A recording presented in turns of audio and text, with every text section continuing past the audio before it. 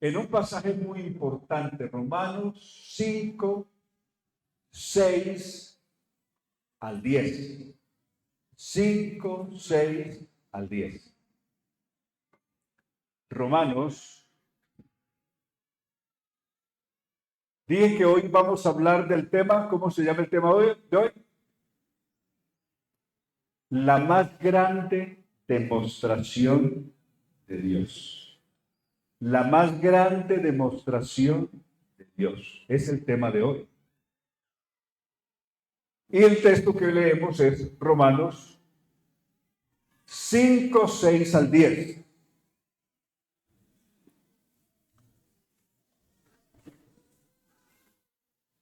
En este pasaje que vamos a leer hay dos explicaciones. Aunque es el mismo tema, Pablo emplea dos puntos importantes para hacer una explicación. Explica una primera parte y como si percibiera que de pronto no lo han entendido bien, lo vuelve a explicar en otras palabras. Y la primera explicación es esta. ¿Por qué esa explicación? Porque Cristo, cuando aún éramos débiles, a su tiempo murió por los impíos. Ciertamente apenas morirá alguno por un justo, con todo pudiera ser que alguno osara o quisiera morir por el bueno. El verso 8. Mas Dios muestra su amor para con nosotros, en que siendo aún pecadores, Cristo murió por nosotros. Y en el verso 9, pues mucho más, estando ya justificados en su sangre, por él seremos salvos de la ira. Y el 10 vuelve la explicación, es decir, si aún no quedó claro con lo dicho atrás, vuelve a explicarlo. Porque si siendo enemigos fuimos reconciliados con Dios por la muerte de su Hijo, mucho más, estando ya reconciliados, seremos salvos por su vida. Amén. Hasta ahí la lectura de la palabra del Señor. Que nos hable el Señor esta mañana. Bien, gracias al Señor.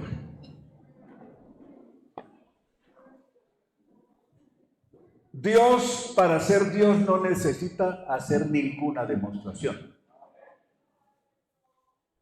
Las personas necesitan hacer demostración. No todas. Algunas personas necesitan demostrar para hacer una demostración para que la gente sepa lo que ellos hacen, lo que ellos son, o cómo se visten, o si cantan, o si esto o aquello.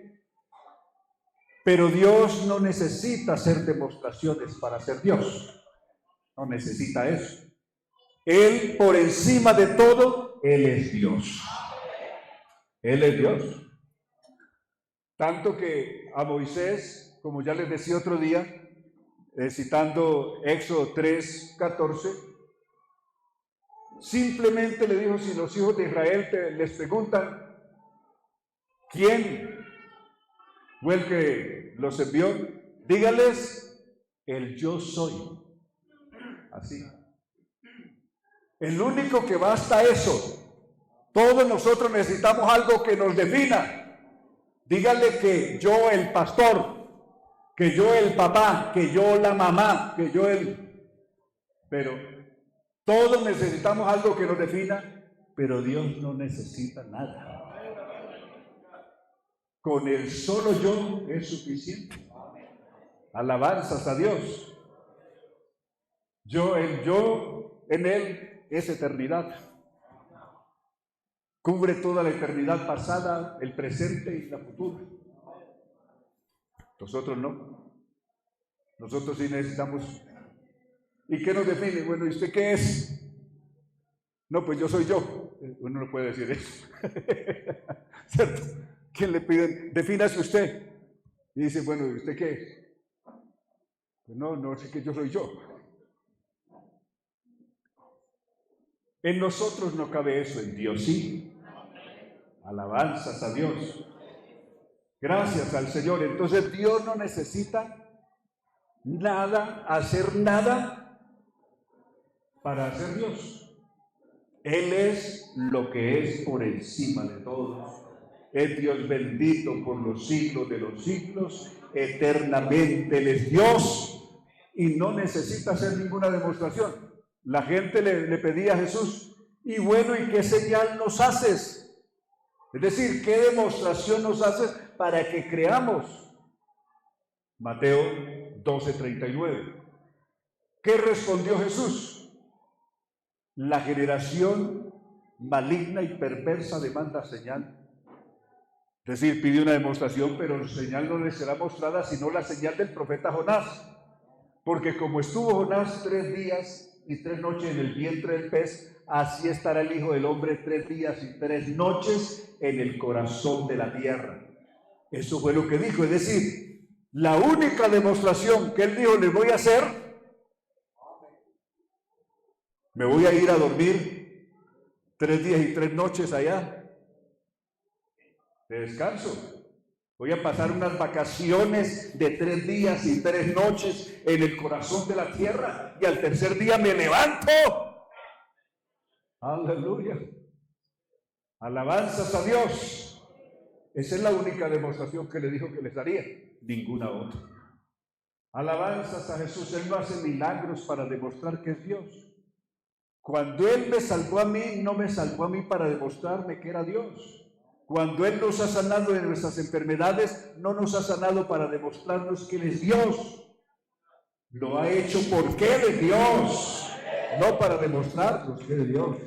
Y si no nos sana, Él sigue siendo Dios. Alabanzas a Dios. Él sigue siendo Dios por encima de todo. Entonces, muy importante es. Pero la única y gran demostración que Dios ha hecho es la del verso 8. Mas Dios muestra su amor. Esa sí es una demostración. No dice Dios muestra su poder en eso o aquello. No, Dios muestra su amor. Alabanzas a Dios. La más grande demostración de Dios es su amor. Gracias a Dios.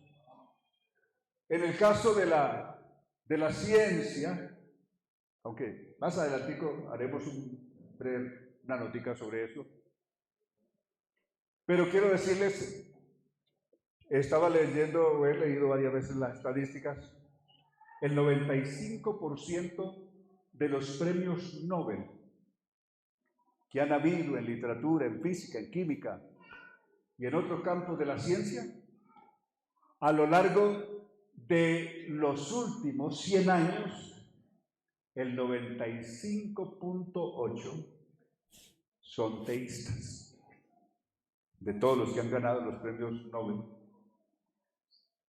Teísta es que reconocen que existe Dios, y solamente un 4% que niegan a Dios, es decir, pertenecen al antiteísmo.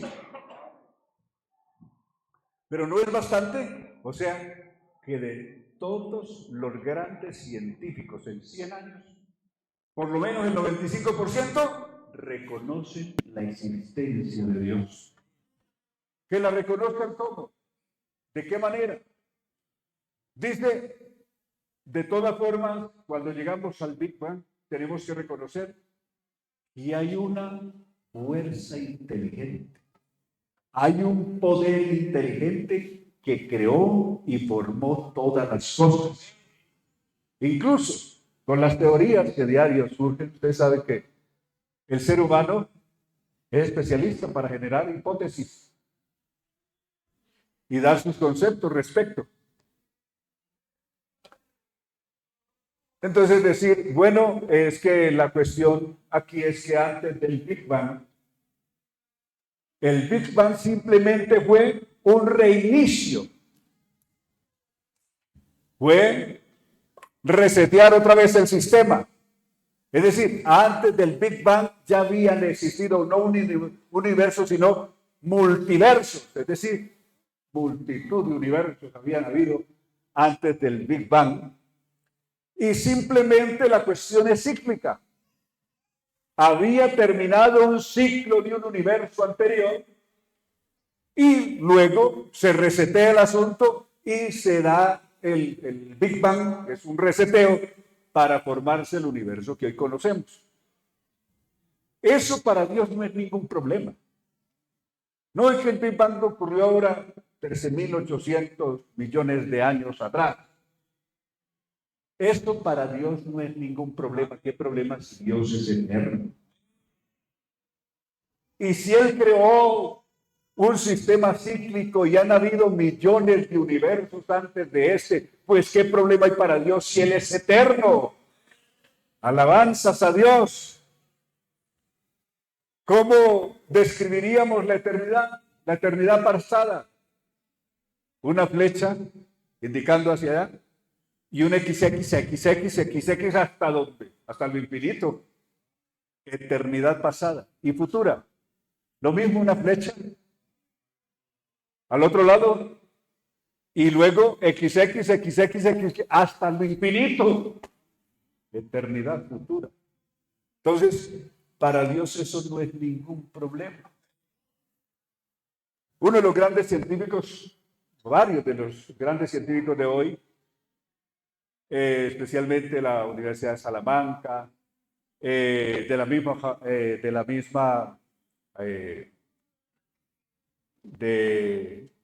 ya se me fue el nombre de la universidad una universidad en Londres, en Inglaterra, perdón.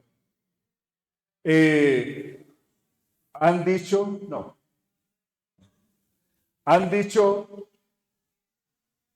que Dios y la ciencia no se contraponen.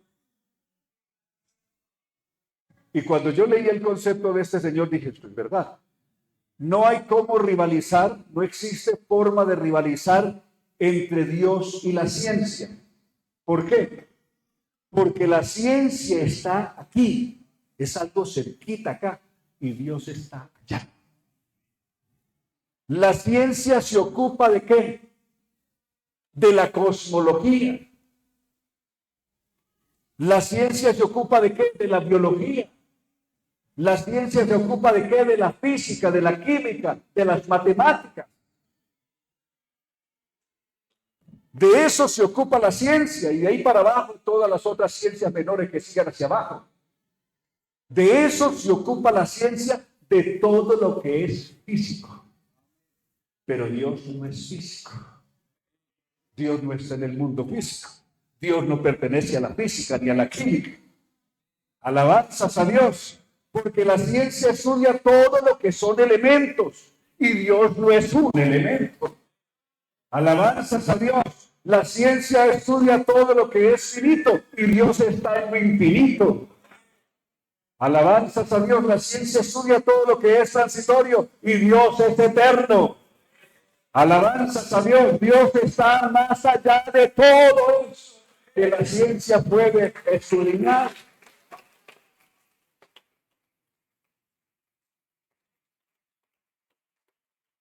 ¿Y por qué la mente humana o la ciencia humana no puede estudiar a Dios? Dijo Pablo. ¿Por qué el hombre natural no puede entender lo de Dios? No puede entender lo infinito, lo intangible. ¿Por qué? Porque la mente humana, la razón humana, no puede entender lo de Dios porque para él es locura. No lo puede entender, dijo Pablo. Alabanzas a Dios. Pero eso que el mundo ni la ciencia puede entender, Dios escogió lo que hizo Cristo un día. Escogió la gente que no sabíamos nada. ¿Ah? Los que no sabíamos nada. O teníamos por ahí, o algunos tenían un poquitico ahí, como 2 milímetros de algunos conocimientos. Y a esos que no sabíamos nada, nos reveló las profundidades de su inmensa sabiduría. ¿Cómo lo hizo? Por su espíritu. Nos dio su espíritu, puso su Espíritu Santo en nosotros y se nos encendió la chispa. Y lo que era imposible humanamente entender, ahora lo entendemos. Note ese contenido de esa oración de Jesús en Mateo 11:25. Te alabo, Padre, Señor del cielo y de la tierra, porque escondiste estas cosas de los sabios y los entendidos y las revelaste a quién. A los que no sabían, a los bebés, hablando en conocimientos, a los que menos sabíamos, y las revelaste a los niños. Sí, Padre, porque así te agradó. ¿Tenemos mal la proyección? ¿Tenemos mal el computador que proyecta? Para las citas. Sí, Padre, porque así te agradó.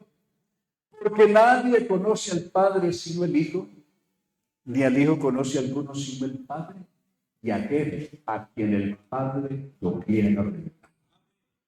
¿Quién lo entiende? Aquel a quien el Padre lo quiere revelar. No es cuestión de unos saberes aprendidos. Una cosa son los saberes aprendidos que aprendemos, y otra cosa es lo revelado. La revelación está por sobre todo. Algo que no proviene de aquí, que viene de Dios, que viene de arriba. Alabanzas a Dios. Entonces, cuando uno llega a este pasaje de Romanos, llega a un infinito. Llega a un infinito. En primer lugar, tenemos que el apóstol Pablo, del verso 1 al 5, había hablado de los resultados de la justificación. En Romanos 5, del verso 1 al 5. Comenzó diciendo, justificados pues por la fe. ¿Qué tenemos? Tenemos paz para con Dios por medio de nuestro Señor Jesucristo, porque también tenemos entrada por la fe a esa gracia en la cual estamos firmes y nos gloriamos en la esperanza de la gloria de Dios. Y no solo esto, sino que también nos gloriamos en las tribulaciones, sabiendo que la tribulación produce paciencia, que la paciencia produce prueba y que la prueba produce esperanza, y la esperanza no avergüenza, porque el amor de Dios ha sido derramado en nuestros corazones por el Espíritu Santo que nos fue dado. En consecuencia de esa justificación por la fe, entonces introduce una primera explicación. ¿Cómo hizo Dios para justificarnos? ¿Cómo es posible que se pueda justificar a alguien que es culpable? Que se puede exculpar a alguien que se comprobó que no es culpable, pues esa es otra cosa. Pero justificar a un culpable es imposible. Y si un juez pudiera anularle el castigo o declarar inocente a alguien que probadamente es culpable, ¿incurriría en qué? En cohecho. Claro. Faltaría la ley.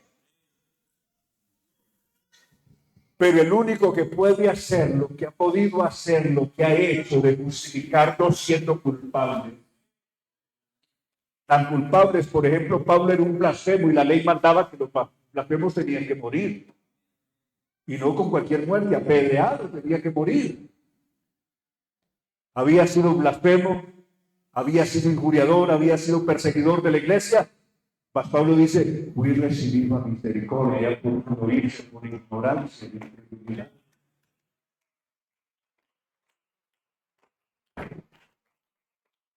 Aleluya. Aquí la cuestión es, como usted y yo, si nos moríamos, nos servíamos para siempre, entonces Dios mismo se vistió de humanidad. El que pecó en el huerto fue un hombre.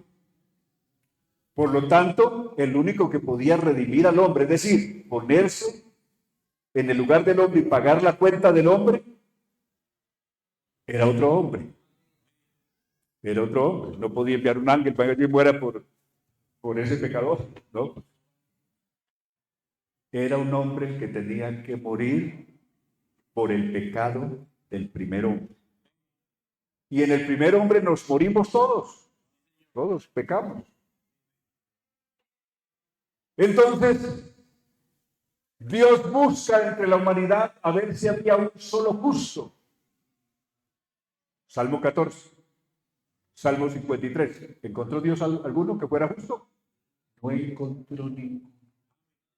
Como no encontró ninguno, él mismo se vistió de humano. Aleluya. Alabanzas a Dios.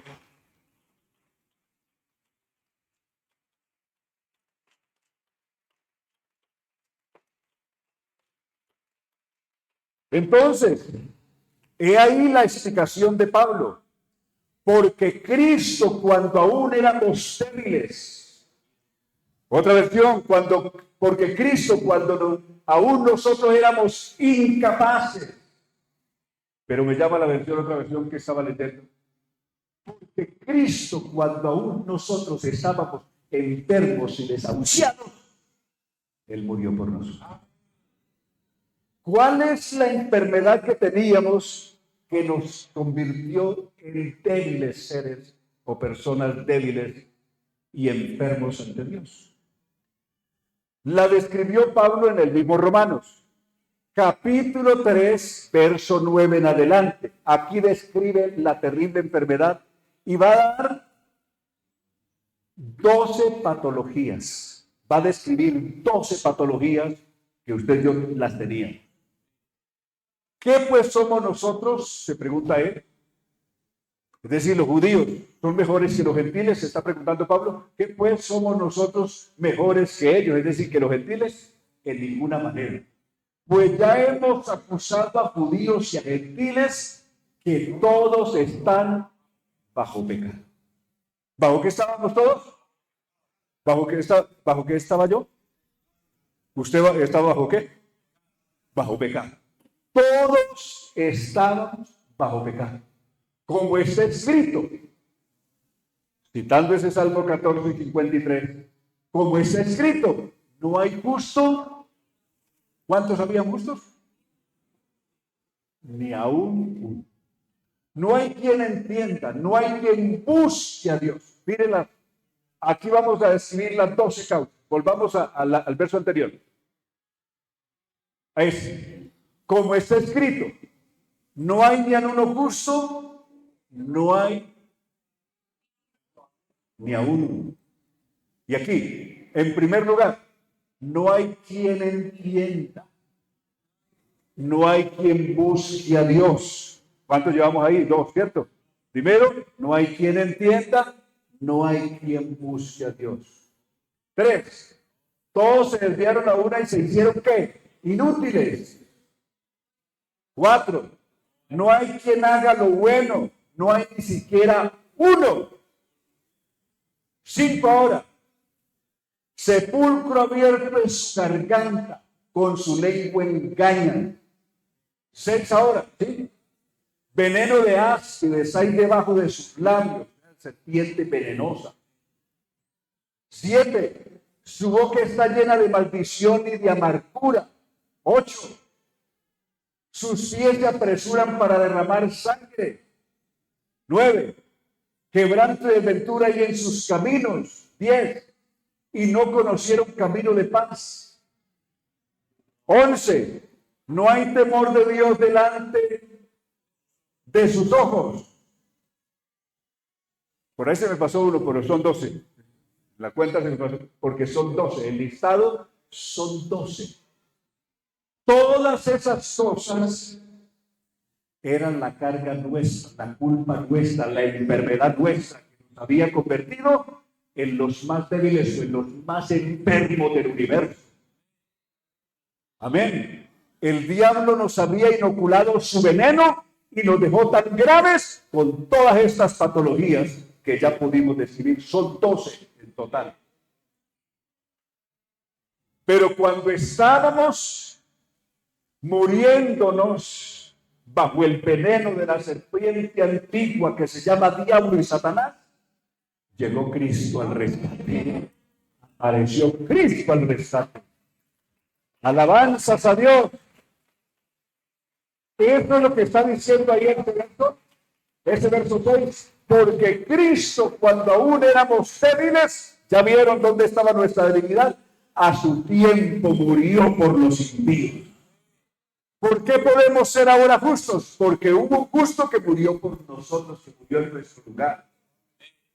Ciertamente, el verso 7, apenas morirá alguno por un justo. Es decir, puede ser que alguien se ofrezca a morir por un bueno, por una persona justa. Pero en el caso de Cristo no fue así. Él no encontró un solo justo para morir por él. Todos nos encontramos culpables. Ciertamente apenas morirá alguno por un justo. Mas con todo esto pudiera ser que alguno quisiera morir por el bueno. Y aquí el punto central. Cuando Cristo muere en la cruz, Él no muere porque tenga deudas con alguien. No es que esa persona ha hecho méritos para que yo le ame, para que yo lo salve. No, la obra de Cristo no se manifiesta por méritos. Nadie hace nada para ganar el amor de Dios. Nadie hace nada. Eso que nos habían enseñado de hacer penitencias, de hacer rezos, de hacer sacrificios, de hacer Semana Santa, de hacer lo que quiera, eso es basura, no sirve para nada. Incluso las obras sociales que hacemos, las hacemos porque eso es una empatía. Todos necesitamos ponernos en lugar del otro y colaborarle, aportarle, darle la mano a nuestro prójimo. Eso es normal, eso es humano. Pero no con eso ganamos el favor de Dios.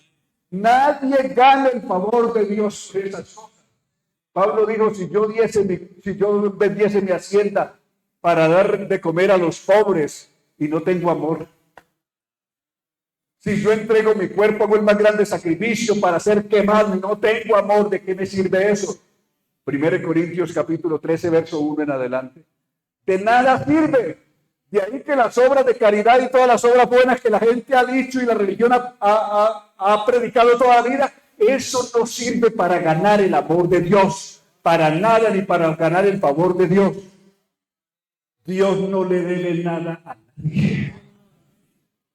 El único que no le debe nada a nadie es Dios. Dios no hace cosas con usted o conmigo porque nos debe, o porque lo merecemos, o porque ganamos ese favor. Nadie ha ganado nada ante Dios.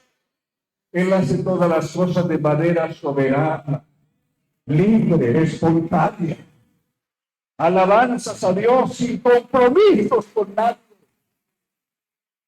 Alabanzas a Dios. Eso es lo que está diciendo ese verso 8. Mas Dios muestra su amor para con nosotros. No porque nosotros hubiéramos hecho alguna cosa para merecerlo. No, éramos pecadores. Y ante Dios un pecador no merece nada distinto de la condenación. Lo único que merecíamos usted y yo era la condenación, el juicio de Dios. Mas Dios muestra su amor para con nosotros, en que siendo aún pecadores, Cristo murió por nosotros. Alabanzas a Dios. ¡Qué inmenso amor! ¡Qué inmenso amor! San Juan 3:16 ya había dicho Jesús, en palabras del mismo Jesús, porque de tal manera amó Dios al mundo, que ha dado a su Hijo unigénito, para que todo aquel, la inclusión más grande, que en él cree no se pierda, mas tenga vida eterna. De tal manera es un amor. Los amores humanos todos son interesados. Interesados. Y casi que usan premios y castigos. Si usted se comporta así, tiene esto. Y si no se comporta así, entonces tiene este castigo. El amor humano es condicionado. El de Dios es incondicional. De tal manera amó Dios al mundo que ha dado a su Hijo unigénito, para que todo aquel que en él crea no se pierda. La única condición es eso, que crea. Aleluya. No se pierda, mas tenga vida eterna. Y llegamos a la más grande explicación que yo haya leído en toda mi vida acerca del amor de Dios. Y he leído cantidad de obras, cantidad de escritos en la literatura universal de en todas las áreas. Pero llegué a una que me retrocedió a la escuela, al colegio, que me puso a ver figuras geométricas. Dios mío, me volvió la cabeza tremendo. Me imagino que me puso a ver figuras geométricas. Y volver al pasar sí, figura unidimensional, bidimensional, tridimensional, el famoso 3D. Sí, pero no, esto va más allá. El amor de Dios es mucho más que algo unidimensional, bidimensional, más que tridimensional, es decir, que 3D que conocemos. Es multidimensional.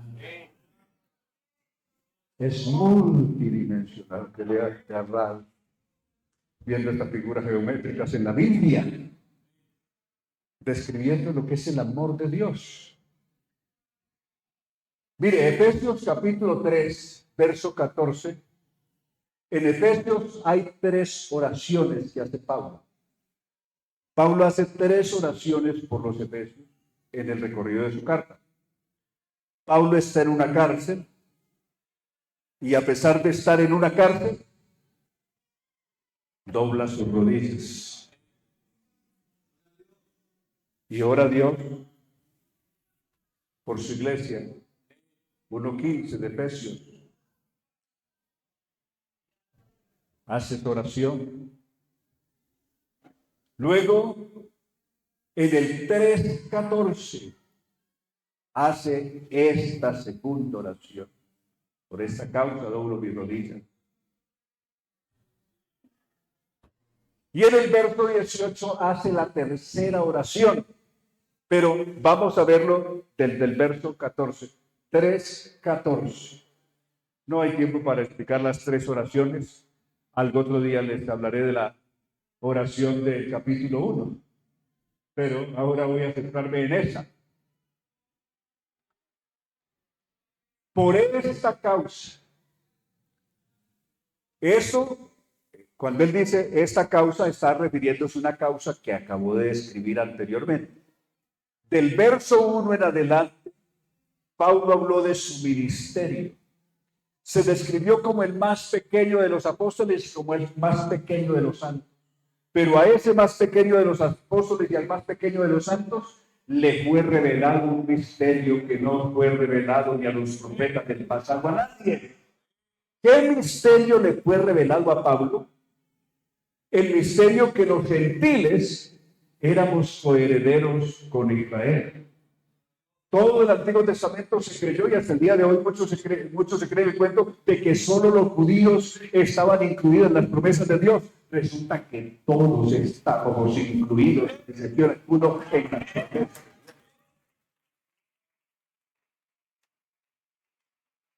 Y los gentiles éramos coherederos de la salvación y de todas las riquezas de Dios. Lo expone Pablo del verso 3 al verso 7 de ese capítulo 3 de Efesios.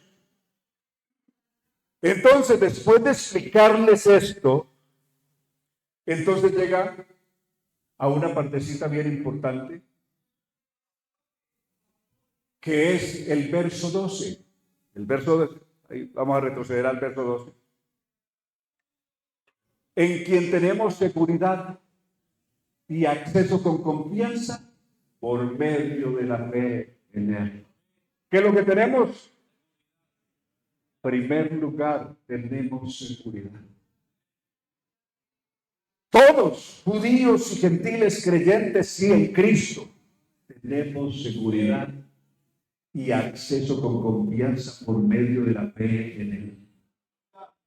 Alabanzas a Dios. Y el verso 13, por lo cual pido que no desmayéis a causa de mis tribulaciones por vosotros, las cuales son vuestra gloria. Las tribulaciones que incluía tanto que estaba en la cárcel. Pero allí en la cárcel o en su tribulación, dice, por esa causa de que ustedes son herederos de todas las promesas de Dios, de todas las riquezas de Dios, de las inescrutables riquezas que hay en la sabiduría de Dios. Por ustedes yo doblo mi rodilla ante el Padre de nuestro Señor Jesucristo. ¿Para qué? De quien toma nombre toda familia en los cielos y en la tierra. Para Dios hay una sola familia.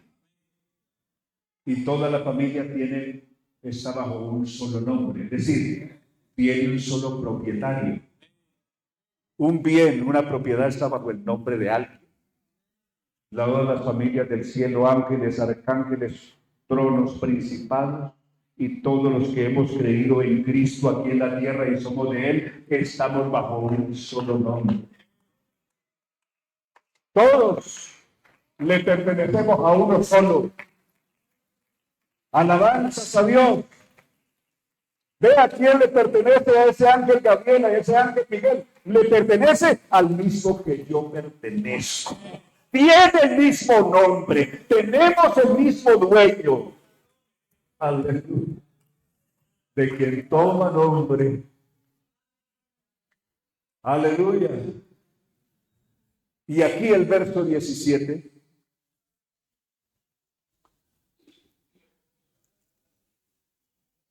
Así en el 16. Para que os dé. ¿Cuál es la petición? La petición, el centro de la petición es esta. ¿Qué es lo que está pidiendo Pablo? Para que os dé conforme a las riquezas de su gloria. ¿Qué? En primer lugar, el ser fortalecidos con poder por el hombre interior, por su espíritu. ¿Cuánto necesitamos ser incluidos en esta oración? Amén. Cuando somos incluidos, entonces tenemos eso, para que habite Cristo por la fe en vuestros corazones, a fin de que arraigados. Eso sí es muy importante. Tendremos en cuenta esas dos palabritas. A ver, ¿cuáles son las dos palabras? Arraigados. Arraigado habla de un árbol que tiene una raíz sólida, profunda. Amén. Que no lo arrancan los vientos. Le pueden arrancar sus gajos, lo que quiera, se le lleve las hojas del viento, pero su nabo, su tronco, están sólidos. Tiene una sólida raíz, está bien arraigado. Y cimentado nos habla de un edificio, de una construcción civil, de una obra civil. Cimentados son los cimientos que sostienen una estructura, un edificio. Las dos cosas dice que tenemos que tener usted y yo como hijos de Dios. Hay personas que están en la iglesia así. Bueno, yo estoy aquí, como que no es el lugar donde quisieran estar. O quisieran estar aquí, pero también estar allá. Esos no están ni arraigados ni cimentados. Pero aquel que está arraigado y cimentado, no lo mueven viento, no lo mueven problemas, no lo mueven tribulaciones, no lo mueven angustias, no lo mueven desastres. Él permanece ahí. Alabanzas a Dios. Sus raíces están en Dios y de ahí no se mueven. Sus cimientos están en Dios y de ahí nada lo arranca. Aleluya. No es un edificio en crisis, en vía de demolición porque le falló sus cimientos. No, tiene una solidez y por lo tanto una estabilidad que nada lo amenaza. Y cuando una persona está con esa cimentación tan especial, entonces viene lo que dice el verso 18. Para que seáis plenamente capaces, solo el que está arraigado y cimentado en Cristo y en su doctrina tiene la libertad y la bendición y el privilegio de entender esto. Si no está cimentado, no entiende esto ni cinco. Y aquí es donde la Biblia me volvió la cabeza.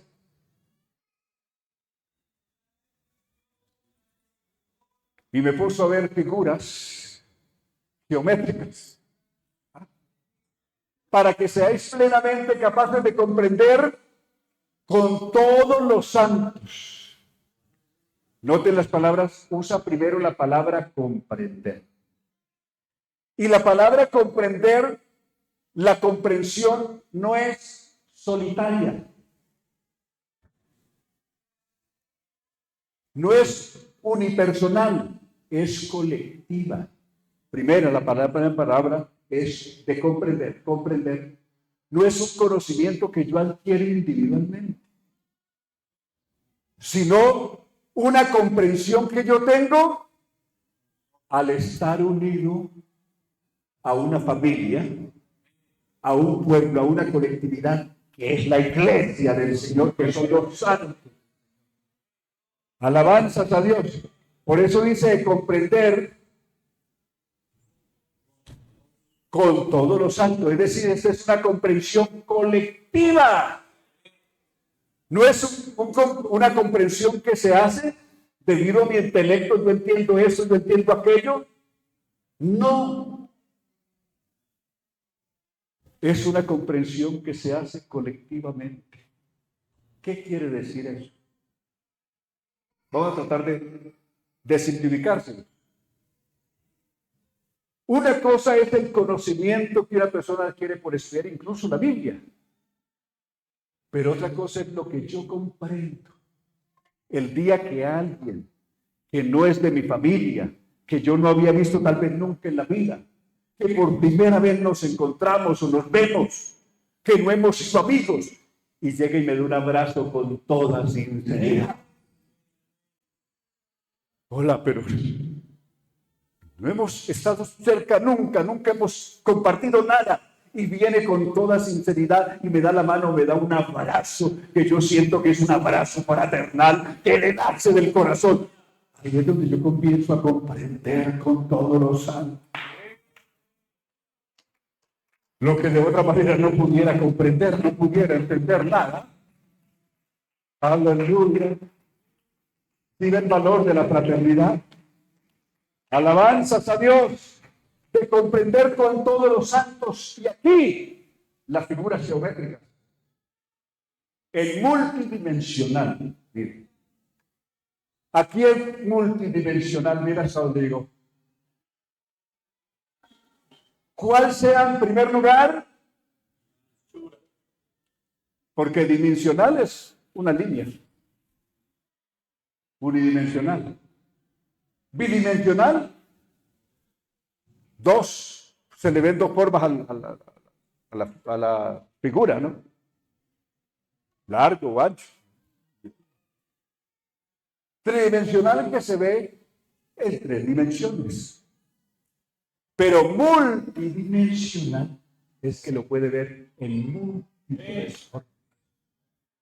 Alabanza a Dios. Y aquí, como no describe tres, sino cuatro, entonces hasta tres llegamos a 3D. Pero ya de cuatro en adelante pasa a ser multidimensional. Entonces, de comprender con todos los santos cuál sea en primer lugar, ¿qué? La anchura. Está hablando del amor de Dios. Comprender la anchura. Es tan grande el amor de Dios que nos ha podido abarcar a todos, de todas las razas, al indio, al negro, al amarillo, a ese, al otro, a lo que quiera, el de África, el de Asia, el de Oceanía, a cualquiera de América, nos abraza a todos, alcanza para todos.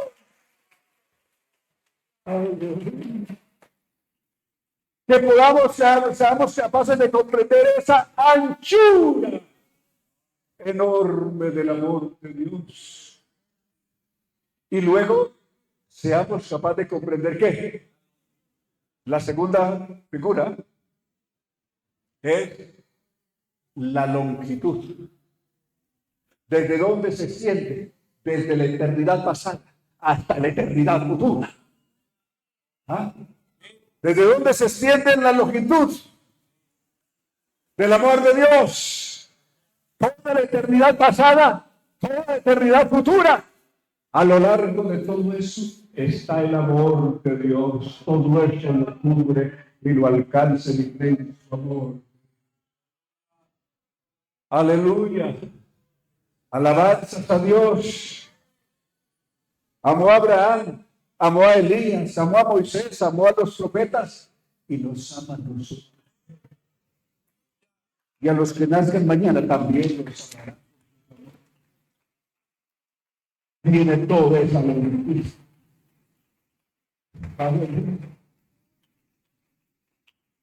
Ahora la profundidad.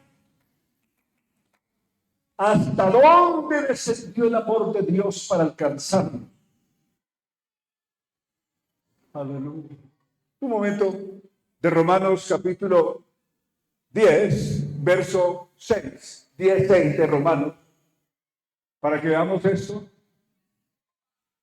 Pero la justicia que es por la fe dice así: no digas en tu corazón, ¿quién subirá al cielo? Eso sería altura. Esto es para traer a Cristo abajo, o traer abajo a Cristo. Verso siguiente.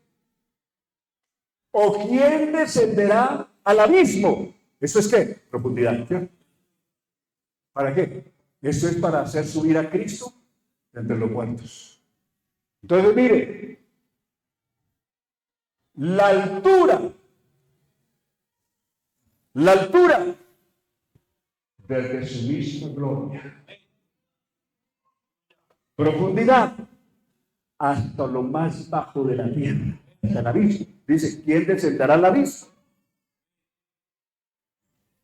Dios desde el cielo no nos veía a nosotros aquí en casas bonitas, ni en un rancho, ni viviendo en la calle. Nos vio más abajo de ahí, nos vio en el abismo.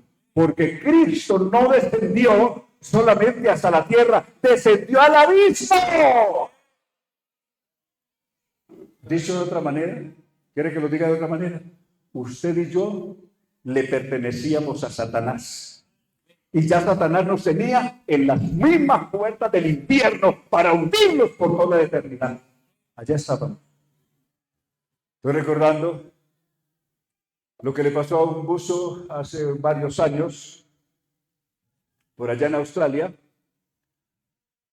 Un buzo estaba en su tarea, explorando, y de pronto pasó cerca de una formación rocosa, luego las profundidades por allá del mar, y de una cueva de esa formación rocosa salió un gigantesco pulpo, y con sus tentáculos lo abrazó, lo agarró, y dele con él para adentro. El pulpo dijo, ese es mi desayuno, y agarró con el hombre hacia adentro.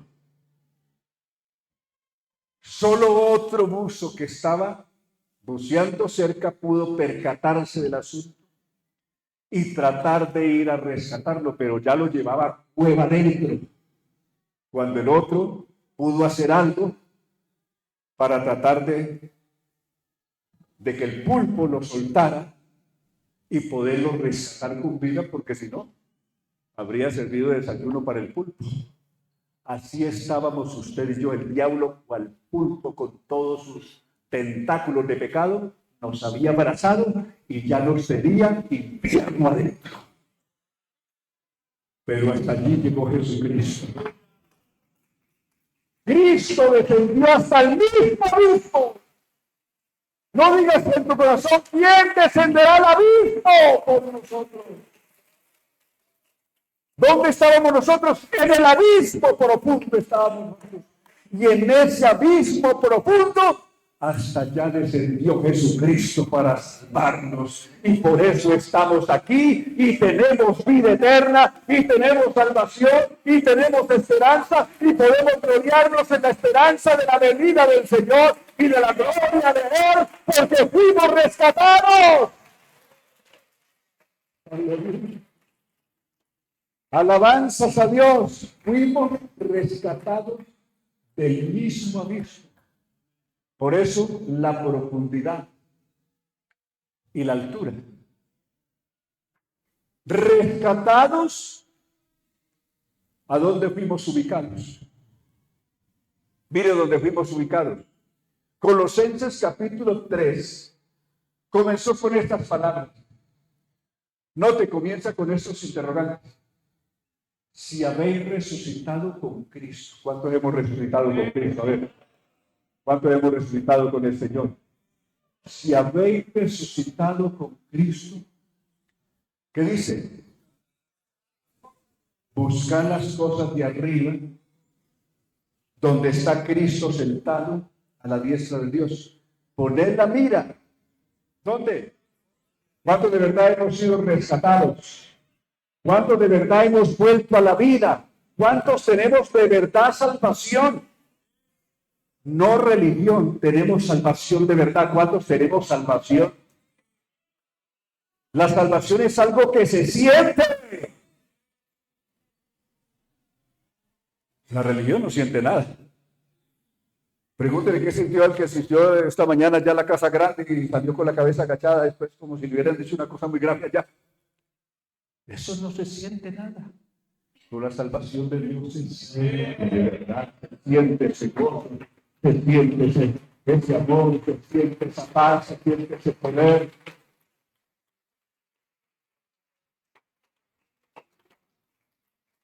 Alabanzas a Dios. Entonces, la altura, buscar las cosas de arriba donde está Cristo sentado a la diestra de Dios, poner la mira en las cosas de arriba y no en las de la tierra. Vamos en Colosenses. Poner la mira en las cosas de arriba y no en las de la tierra, porque habéis muerto. Y vuestra vida está escondida con Cristo en Dios. Y no te digo lo que dice. ¿Qué más dice? Y cuando Cristo, ¿qué es lo que es Cristo para nosotros? ¿Qué es lo que es Cristo para mí? Cristo para mí es la vida. ¿Y para usted qué es Cristo? A ver, Cristo nuestra vida. Cristo es mi vida. Cuando dice Cristo nuestra vida, está hablando de algo que es mío. ¿Para cuántos Cristo es su vida? ¿Para cuántos Cristo de verdad es su vida?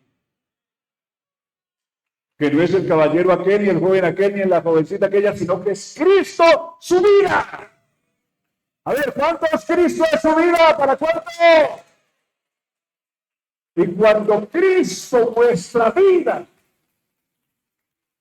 se manifieste, vosotros seréis manifestados con Él. ¿En qué? Pero para que eso sea una realidad de nuestra vida, ¿qué se requiere? Ahí dice el verso 5, ¿qué se requiere? Para que eso sea una verdad en mi vida, que Cristo sea mi vida, que yo resucité con Él, que mi lugar, mi vida está escondida con Cristo en Dios. ¿A dónde? En la más elevada altura. Estamos hablando de la altura. ¿Dónde está ahora su vida? La vida suya y la vida mía que antes estaban en el abismo, ahora está escondida con Cristo en Dios. Mire dónde nos trasladamos. Del abismo a la gloria. Tremenda altura, ¿cierto?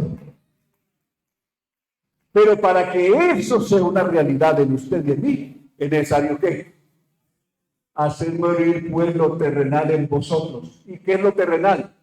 Fornicación, o sea, pecados de inmoralidad sexual, impureza, pasiones desordenadas, malos deseos, es decir, pornografía y todo lo demás, y avaricia, que es idolatría. Cosas por las cuales la ira de Dios viene sobre los hijos de desobediencia. Verso siguiente, entre los cuales vosotros también anduvisteis en otro tiempo. ¿Sí anduvimos nosotros en esas cosas? Bueno, algunas de ellas, cuando vivíais en ellas. Pero ahora, verso 8, pero ahora dejar también ¿qué necesitamos dejar? Todas estas cosas. Y le hace la lista más grande, le añade esto a la lista que ya dijo atrás. ¿Qué cosas hay que dejar? Ira, enojo, malicia, blasfemia, palabras deshonestas de vuestra boca. Todo eso hay que dejar. Mentiras, no mintáis los unos a los otros, habiendo despojado del viejo hombre con sus hechos. Todo eso hay que dejar para que esta salvación tan grande sea una realidad en nuestra vida. Alabanza a Dios. ¡Qué inmensidad de la gracia y del poder de Dios para con nosotros! Encontrarnos en esa condición y elevarnos a una altura tan enorme. Gracias a Dios por su abundante misericordia. Por eso, cuando uno comprende eso, no hace más que dar gracias a Dios. Por eso Pablo dice, doblo mis rodillas todos los días, oro a Dios por ustedes, ruego a Dios por ustedes, pero ruega también, o da gracias también, es decir, no solamente orar, sino que da gracias por la bendición que describió en el verso 3 del capítulo 1, cuando dijo, bendito el Dios y Padre de nuestro Señor Jesucristo, que nos bendijo. Aquí hemos visto las bendiciones en diversos campos. La bendición de Dios también es multidimensional, que nos bendijo con toda bendición espiritual en los lugares celestiales en Cristo. Amén. Efesios 1:3. Efesios 1:3.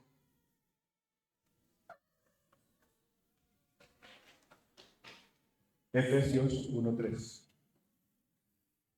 El pasaje que ya les cité. Bendito sea el Dios y Padre de nuestro Señor Jesucristo, que nos bendijo con toda bendición. Bendición multidimensional. Con toda bendición espiritual en lugares celestiales en Cristo. En el verso 4, según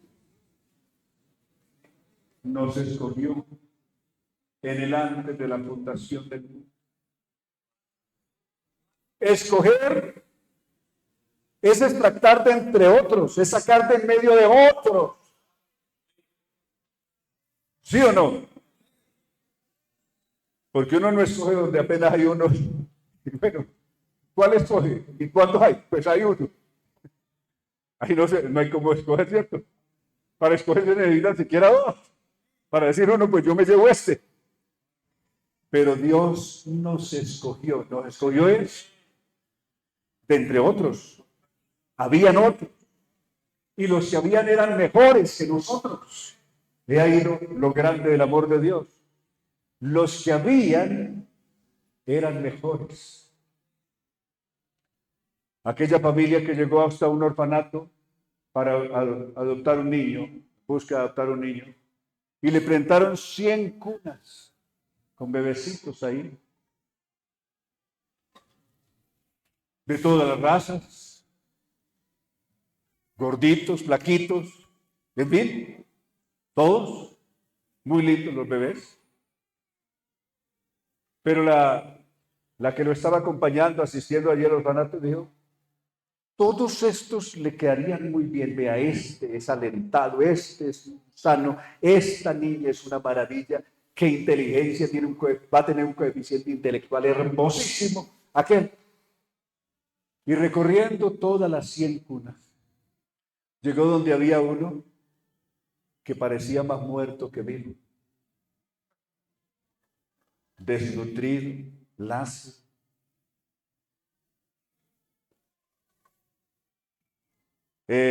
Más siliente, parecían ya los meros huesitos ahí. Y dijo, ese no se lo recomiendo porque ese está. Ese ya lo adoptó la funeraria. Ese ya tiene adopción. Ya la funeraria lo mandó a adoptar. Pero la familia dijo, la esposa dice, ay, pero tan lindo. Pero le dice al esposo, digo, yo creo que si por este niño le pusiéramos cuidados especiales, una buena atención, una buena alimentación, con este niño podemos hacer cosas grandes. Pero la asistente así le dice, no, pero ¿cómo van a escoger? Habiendo tantos y tan en buen estado, se van a llevar el peor. Dios, sí, por favor, nos llevamos esto. Escogieron el peor. Cuando Cristo llegó a este mundo, escoger.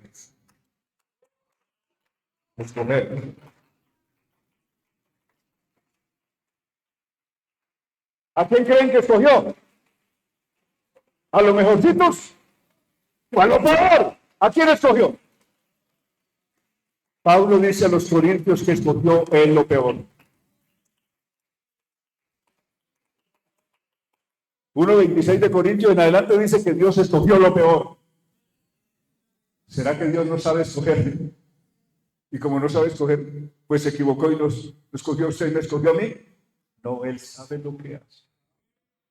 ¿Y por qué y para qué lo hace? Él no se equivocó. Señor, algún ángel me hubiera podido decir, Señor, pero ¿qué vas a hacer con ese Saulo de Tarso? ¿Para qué lo escoges? No es que es un blasfemo. No es que es un hombre que tiene las manos manchadas de sangre, incluso del primer mártir de la fe. ¿Para qué lo es? Pero dice Pablo, me escogió. Él me escogió a mí. En esa condición, sí, Él me escogió. Para esto te he escogido, le dijo. Para que lleves mi nombre ante reyes, ante los gobernadores de la tierra, ante los gentiles y ante el pueblo de Israel. Señor, pero estás escogiendo lo peor. Dios con lo peor de este mundo hace las cosas más grandes del universo, del presente.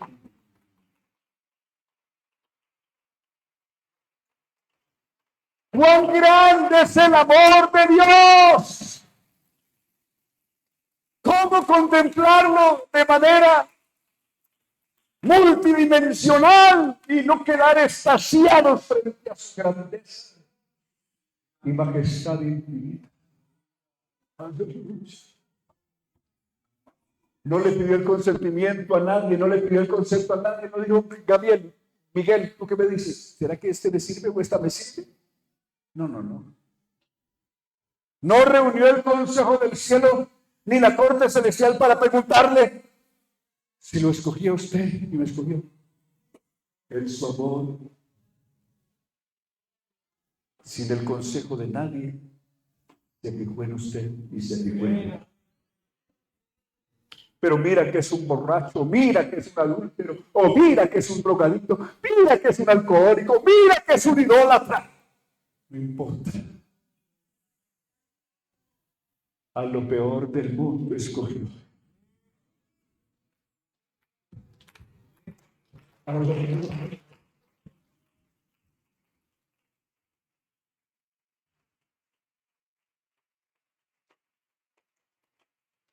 Ni el diablo podrá levantar nunca un dedo para decirme sí, Has hecho cosas grandes con eso porque escogiste lo mejorcito que había en el mundo. El diablo se queda con la boca cerrada porque él no escogió lo mejor, escogió lo peor. Lo que el diablo había dañado más, destruido más. A eso escogió el Señor. Venga. ¿Cuántos sentimos que estamos ahí? ¿Cuántos sentimos que estamos ahí? ¿Cuántos agradecemos ese amor de Dios? A ver, levante su mano si usted está agradecido con el Señor. Levante su mano.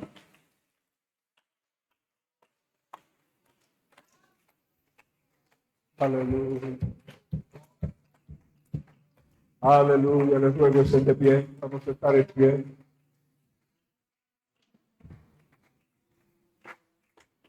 Aleluya. Aleluya. ¿Alguien tiene gratitud para con Él? ¿Alguien tiene agradecimiento para con Él? ¿Alguien tiene una alabanza para con Él? ¿Alguien, así sea como el salmista, quiere decirle: bendice, alma mía, al Señor, y bendiga todo mi ser su santo nombre? Bendice, alma mía, al Señor, y no olvides ninguno de sus favores. Él es quien perdona todas sus iniquidades, el que sana todas tus dolencias, el que rescata de todo tu vida, el que te corona de favores, de misericordia, el que sacia de bien tu boca de poder, el que nos ha amado por el amor más grande, indescriptible, incomparable, sin merecerlo jamás, el que se fijó en aquel